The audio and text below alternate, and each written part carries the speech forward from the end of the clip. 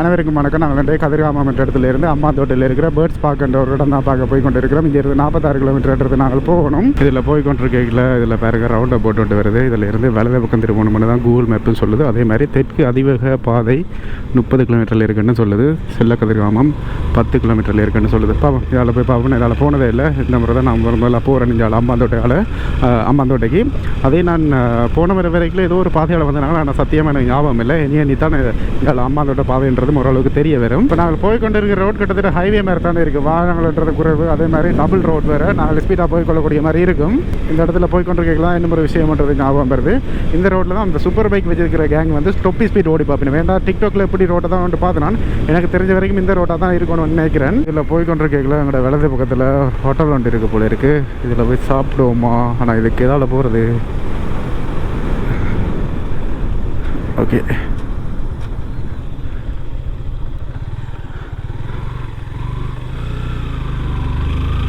எல்லாம் பெரிய பெரிய கார்கள் ஹைஃபையான ஆக்கள் தான் நின்று சாப்பிடணும் போல இருக்குது.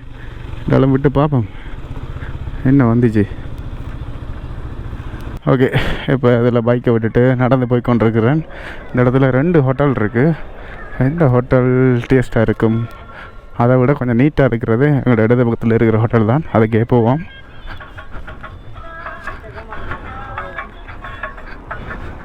பயிர் வைக்கணும்.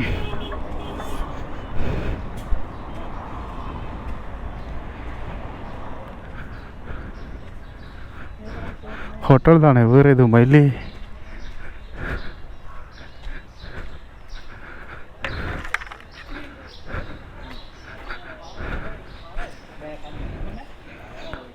ஓகே, இதில் ஏதாவது ஒரு இடத்துல இருப்போம். இதில் பாருங்கள் நிறைய விஷயங்கள் தந்திருந்தவையில். இதில் பாருங்கள் மீன் இருக்குது, சோயா மீட் இருக்குது, வரை இருக்குது, உருளைக்கிழங்கு இருக்குது, சம்பல் இருக்குது, முட்டை இருக்குது. இப்போ ஒரு புஃபேயாக தான் இருக்கு பண்ணிச்சு. எல்லாத்தையும் போட்டுட்டு வந்துட்டேன். ஓகே, இப்போ சாப்பிட்டுட்டு வலிக்கிட்டான். 440 ரூபான்றது பில்லுன்றது எடுத்தவேல். சாப்பாட்டுக்கு 400. அது நான் சொன்னதானே புஃபேண்டு. அதனால் நான் எல்லாத்தையும் போட்டு சாப்பிட்டதுன்றது நல்லதாக போச்சு. இப்படியான இடங்களில் இப்படி போட்டு சாப்பிட வைக்கணும்ன்றாலே கூடுதலாக நினைச்சு கொள்ளுங்க. புஃபேயாக தான் இருக்குமெண்டு கூடுதலாக. இதில் இருந்து நாங்கள் இன்னும் 26 கிலோமீட்டர்ன்றது நாங்கள் போகணும். இதில் பாருங்கள் போட்டிருக்கு. பைக்கு மாதிரி ஏதாவது ஆட்டோ, டிராக்டர் எல்லாமே நேராக போகிறதுக்கு தடை. இதில் இருந்து நாங்கள் இப்போ இடது பக்கம் திருப்பி கொள்ள வரணும். நேராக விட்டு பாம்பு இருக்கா? கட்டணம் செலுத்தப்பட வேண்டும். ஹைவே போல் இருக்குது இங்கே இதுக்காங்கால. இன்னொரு விஷயம் இதிலேருந்து போய்களை நான் செய்யணும் என்னென்னா 1500 ரூபாய்க்கு தான் நான் இப்போ வரைக்கும் பெட்ரோல் அடிச்சிருக்கிறேன். திருப்பியும் ஒரு புள்ளிக்கு வந்துட்டு அதனால் இதிலேருந்து போய் நான் பெட்ரோல்ன்றது அடிக்க வேணும். பேர்ட்ஸ் பார்க் இருக்கிற இடத்துக்கு வந்துட்டோம். இதில் இருந்து ஒரு இடத்துல கொண்டே பைக்கை பார்க் பண்ணுவோம்.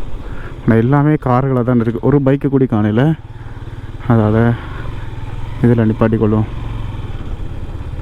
ஓ, கரண்ட். ஓகே, இதில் நிப்பாட்டிக்கொள்ளும்.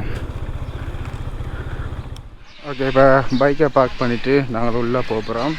இதுக்குள்ளே பைக்கில் டிக்கெட் எடுக்கணும். ஆனால் உள்ள வீடியோ எடுக்க விடுவித மட்டும் நினைக்கிறேன். ஆனால் என்ன கட்ட பண்ணுறதை உள்ளே போய் தான் பார்க்கணும். ஓகே, இதில் போய் டிக்கெட் எடுத்துகிட்டு வரேன்.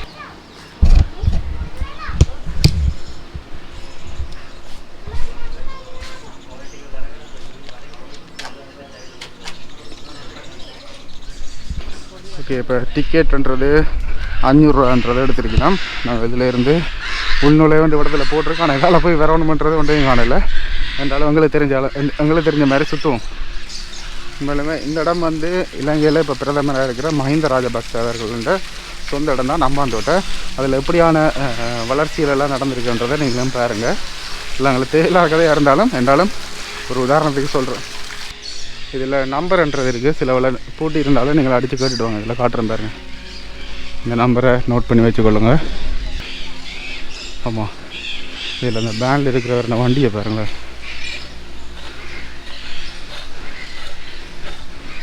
இந்த ஜீப்லேயே நீங்கள் போகலாம் ஃபேமிலியாக வந்தால்.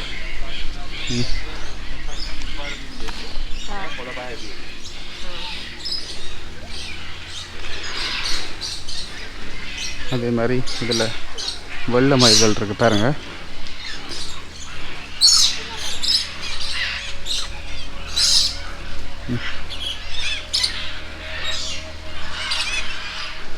இதில் இருந்து போய்க்கல பஞ்சவர்ண கிளிகள் இருக்குது.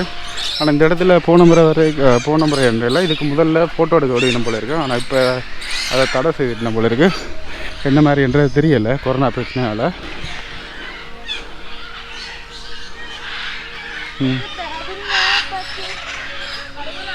உங்களுக்கு தெரியுதான்ட்டு தெரியல.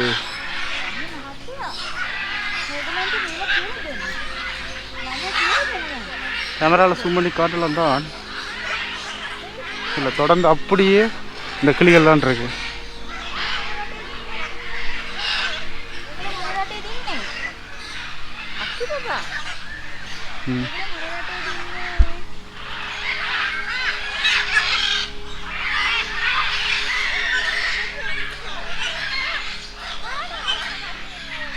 இதில் பாருங்க, இந்த என்ன பறவை தான் இருக்குங்க, உங்களுக்கு தெரியுதா?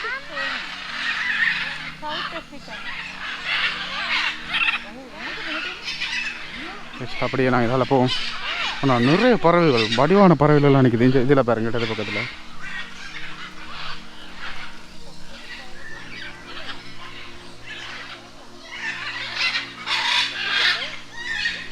அதில் பஞ்சவர்ண கிளிகள்லாம் இருக்குது. நான் அதுக்கு சரியான பேர் என்னன்றது தெரியலை. இதில் பாருங்க, காட்டுறேன். பார்த்தீங்களா?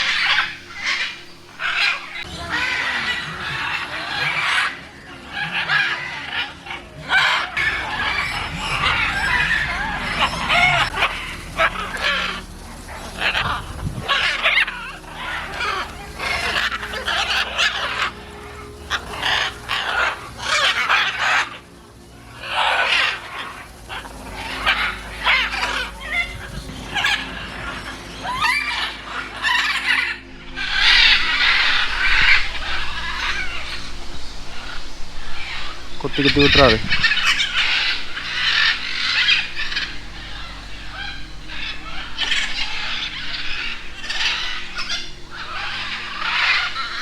இதில் பாருங்க, flamingo, American flamingo, router flamingo அப்படி வந்து போட்டிருக்கு. இது ரெண்டு நிற்குதுங்க.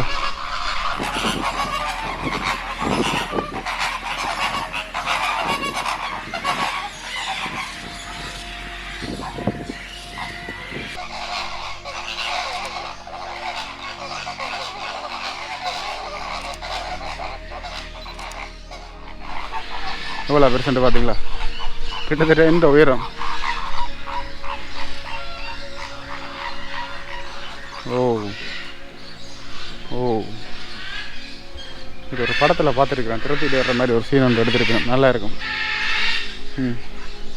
அப்படி இந்தியாவிலே நிறைய இடங்கள் இருக்குது போல இருக்குது. எல்லாத்தையும் பார்த்து கொண்டு போவோம். இடத்து பக்கத்தில் பாருங்கள், இந்த தீக்கோழிகள் தான் நிற்கிது. ஆனால் அது இந்த கழுத்து வந்து கலர் கலராக இருக்குது. இல்லாத இந்த இனத்தின் இது போட்டிருக்கு பாருங்கள், ஹாஸ்வாரி அப்படி வந்து.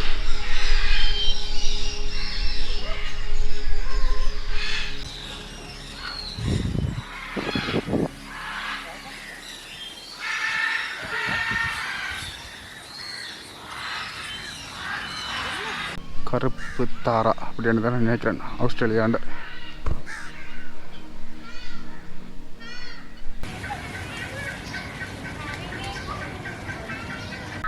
கனடியன் ஹோசி அப்படி வந்து போட்டிருக்கு. கருப்பும் வெள்ளையும் சேர்ந்த தாரா.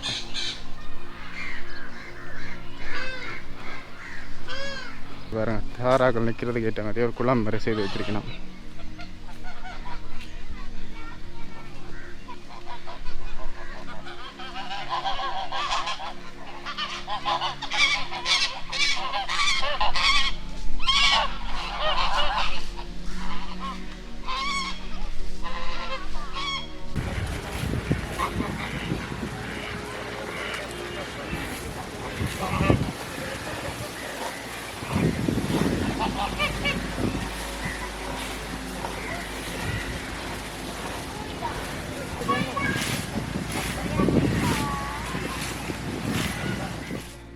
இப்போ வரைக்கும் நாங்கள் பார்த்தது தாராக்கள் இருக்கிற இடங்களை. இதுக்கு பிறகு என்ன இடம் இருக்குமன்றது தெரியலை. இதில் மாட்டு போகிற பக்கமாக போய் பார்ப்போம் என்ன மாதிரி இருக்குன்றது. ஆனால் நீங்களெல்லாம் வரைக்கல, எப்படி கொரோனா பிரச்சனை தீர்ந்த அப்புறம் தான் வருவீங்க. கட்டாயம் இந்த இடத்துக்கு வந்தீங்க வேண்டாம். உண்மையிலுமே நல்ல ஒரு இடம் உண்டு. கட்டாயம் நீங்கள் வேற வேணும். வந்தீங்க வேண்டாம் இல்லை, கட்டாயம் வேற வேணும். வெள்ளை சிட்டுக்குருவி.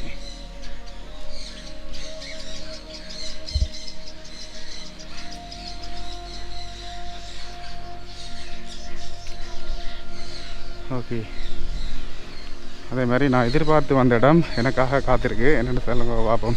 அந்த பறவை கிளிகளை விட்டு நாங்கள் ஃபோட்டோ எடுக்கிற இடத்துக்கு நாங்கள் இப்போ வந்துட்டோம். இதெல்லாம் 2 ஃபோட்டோ எடுக்கணும். இதில் இல்லை, இதில் எல்லா இடத்துலையும் அதுதான் நடக்குது. நாங்கள் இந்த இடத்துக்கு போவோம்.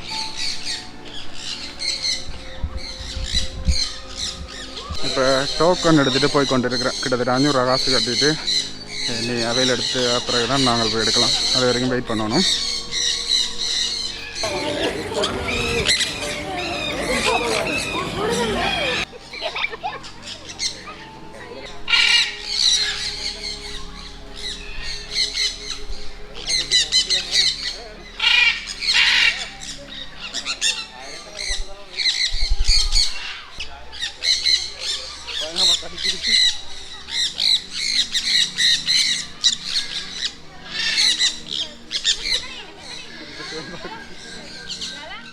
ஓகே, இப்போ இதுக்குள்ளே போய் ஃபோட்டோலாம் எடுத்துகிட்டு வீடியோலாம் எடுத்துகிட்டு வந்துட்டோம். அதே மாதிரி எங்களுக்கு பெரிய பெரிய கிளிகள் எல்லாம் இருக்குது.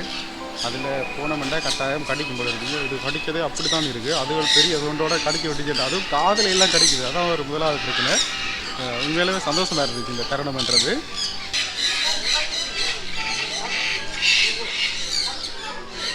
இப்போ கடைசியாக முடிவெடுத்து அந்த பெரிய கிளிகள் இருக்கிற இடத்துக்கு போகும்போது முடிவெடுத்துட்டேன். இப்போ திருப்பியும் போய் 500 ரூபாய்க்கு டிக்கெட்ன்றதை எடுக்க வேணும்.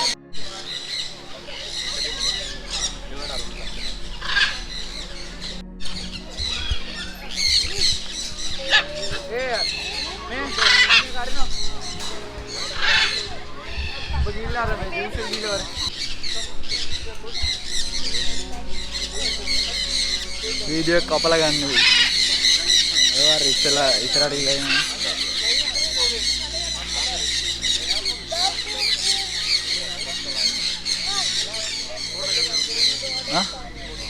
then it will go on.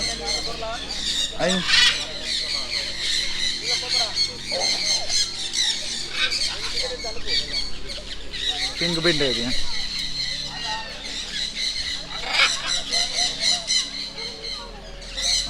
Camera.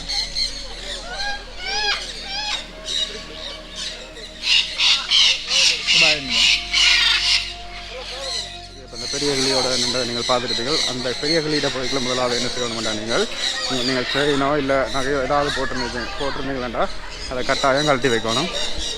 இதில் பாருங்கள், இன்னும் ஃபோட்டோ எடுத்து கொண்டிருக்கணும். இன்னொரு இப்போ பிரச்சனை, மழை வந்துட்டு இதை தாண்டி எதுவுமே பார்க்க இல்லைன்னு நினைக்கிறேன். இதில் போய் கொண்டு கேட்கல. எங்களோட வலது பக்கத்தில் பாருங்கள் தீக்கோழின்றது எத்தனை நிற்குதுண்டு. அதே மாதிரி அந்த ஜீப்பில் கூட்டிகிட்டு போனது தானே, அது இந்த ரேட் என்ன மாதிரின்றதை நான் போய் உங்களை கேட்டு சொல்கிறேன். இந்த வாகனத்தை தான் நான் சொன்னேன். இல்லை கேட்போம்.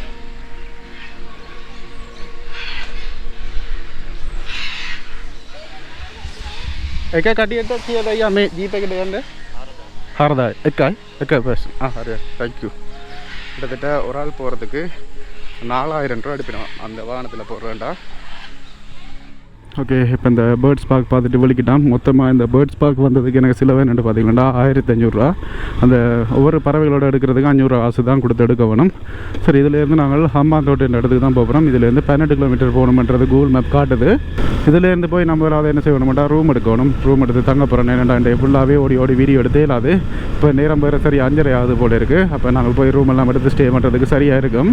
இந்த இடத்துல போய் கொண்டு இருக்கீங்களா, எங்களோட இடது பக்கத்தில் ஹைவே போகுது. அந்த ஹைவே நான் ரோட் ஷெட் எடுப்போம்னு பார்த்தேன்னா அந்த டிஜே ப்ளே ஆப்பில் பார்ப்போம் இந்த இடத்துல நாங்கள் பறக்க விடலாமா இல்லையான்றதை நாங்கள் அந்த ஆப்பில் அந்த சோனன்ட்டு காட்டும். அதுக்குள்ளே பார்ப்போம் என்ன வட்டம். எனக்கு தெரிஞ்ச வரைக்கும் அந்த ஏர்போர்ட்டுன்ற சோன் வந்து பக்கத்தில் இருக்கணும்னு நினைக்கிறேன். உங்களுக்கு ஃபோன்லேயே காட்டுறேன் பாருங்கள். இதில் பாருங்கள் தெரியுதா? அதே மாதிரி இதில் மாத்தலைன்ற ஒரு இடத்துல ஃபுல் ரெட் சோன். அதில் நாங்கள் பறக்க விடவே இல்லை, ரோனை எலும்பாதான் நினைக்கிறேன். அதே மாதிரி இதில் பாருங்கள் திசமகாராம அதில் எல்லாம் ஃபுல் சோன். அதால் நாங்கள் இதில் பறக்க விடுறதுன்றது டேஞ்சர். நாங்களும் பக்கத்தில் நிற்கிறோம். தெரியுதா உங்களுக்கு? இந்த இடத்துல ஏன் ட்ரோன் ஷெட் எடுத்து பிடிபடுவான். ஓகே, இதில் இந்த வெளிக்கிட்டோம். இதில் இந்த சோன்ன்றது காட்டுது தானே. இது இலங்கையில் மட்டுமில்லை, நீங்கள் எந்த நாட்டில் இந்த சோன் இருக்கிற இடத்துல பறக்க விட்டாலும் கட்டாயம் உங்களை அரெஸ்ட் பண்ணிவிடும். அதுதான் நாட்டில் இருக்கிற ஒரு சட்டம் என்று சொல்லலாம். எங்கள் இடது பக்கத்தில் இதோட ஹைவேன்றது முடிஞ்சிடும். அதே மாதிரி எங்களை கண்ணுக்கு முன்னுக்கே அந்த ஹம்பாந்தோட்ட ஹாபர்ன்றது தெரியுது. இதை நாங்கள் பக்கத்தில் போய் பார்க்கக்கூடிய மாதிரி இருக்கும் போல இருக்குது. இதில் போய்களை சந்தி கொண்டு வருது பாருங்கள். இதால் தான் நாங்கள் காலையில் இந்த வேலைக்கில் வருவோம். போன முறை இதால் அப்படியே நேராக போனாங்க. இந்த முறையும் டவுனுக்கு இதால் தான் போகணுமன்றது காட்டுது. அதே மாதிரி ஹாபருக்கு இதுலேருந்து போய்க்குள்ள ஒரு வலது பக்கம் ரோட்டால் திரும்பி போகணுமன்றதும் காட்டுது. பார்ப்போம், இந்த டைம் இருக்குது. இப்போ தான் 4:30 ஆகுது. நாங்கள் வடிவாக எல்லா இடத்தையும் சுற்றி பார்த்து கொண்டு போவோம். இதிலேருந்து பாருங்க, ஹம்பாந்தோட்டை நகரம் 8 கிலோமீட்டர், கதிர்காமம் 47 கிலோமீட்டர், கொழும்புக்கு இடது பக்கத்தால் ஹைவேல ஜாயிண்ட் ஆகிறது போல இருக்குது. 236 கிலோமீட்டர்ன்றது போட்டிருக்கு. இதில் போய்கொண்டிருக்கல எங்களோட இடது பக்கத்தில் பாருங்க, ஹாஸ்பிட்டல் தான் இருக்குது போல இருக்குது. போதனா வைத்தியசாலை ஹம்பாந்தோட்டை. பா பிரம்மாண்டம், வேறு லெவலில். இல்லை கட்சி மாநாடு எதுவும் நடக்குதா இல்லை கடையான்றது தெரியலை.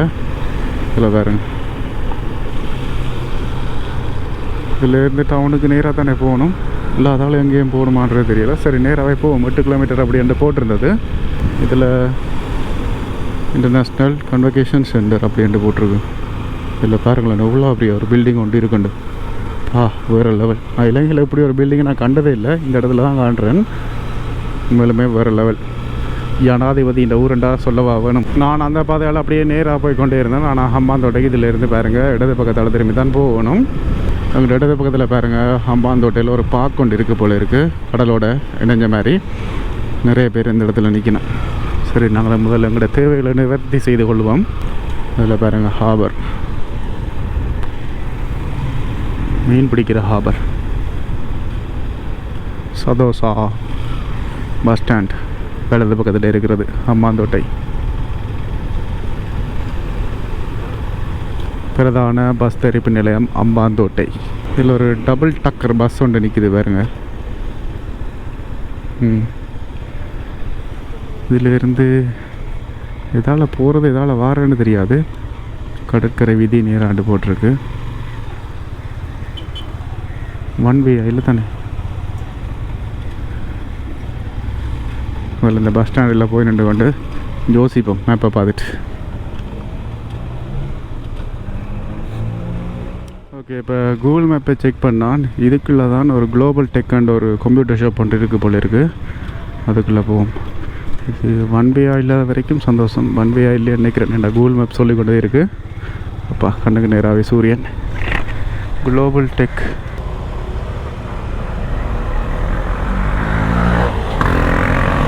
அரம்பரமா வாகனம் வருது.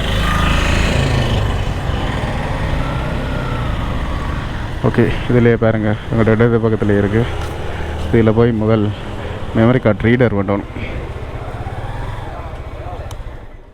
ஒரு மாதிரி ஒரு கடையை தேடி பிடிச்சி கார்டு ரீடர்ன்றதை வேண்டிட்டேன். இதில் போய் பெட்ரோல் அடிக்கணும். பெட்ரோல் அடிச்சுட்டு ரூமை கண்டுபிடிச்சிட்டு அங்கே போய்ட்டு உங்களோட கண்டினியூ பண்ணுறேன். ஓகே, ஒரு மாதிரி ரூம் கண்டுபிடிச்சி வந்துட்டோம். சம்ரீன் ஹோட்டல். சரி, நான் இதோட இந்த வீடியோ முடிச்சுக்கொள்கிறேன். ஏதாவது ஒரு காரணத்துக்காக உங்களுக்கு இந்த வீடியோ பிடிச்சிருந்துச்சுன்னா லைக் கமெண்ட் ஷேர் பண்ணிவிட்டு சப்ஸ்கிரைப் பண்ணுங்கள், நோட்டிஃபிகேஷன் பண்ண கிளிக் பண்ணுங்கள், ஃப்ரெண்ட்ஸ்கிட்ட ஷேர் பண்ணுங்கள், இன்ஸ்டாகிராமில் போய் ஃபாலோ பண்ணுங்கள். பாய் மக்களே.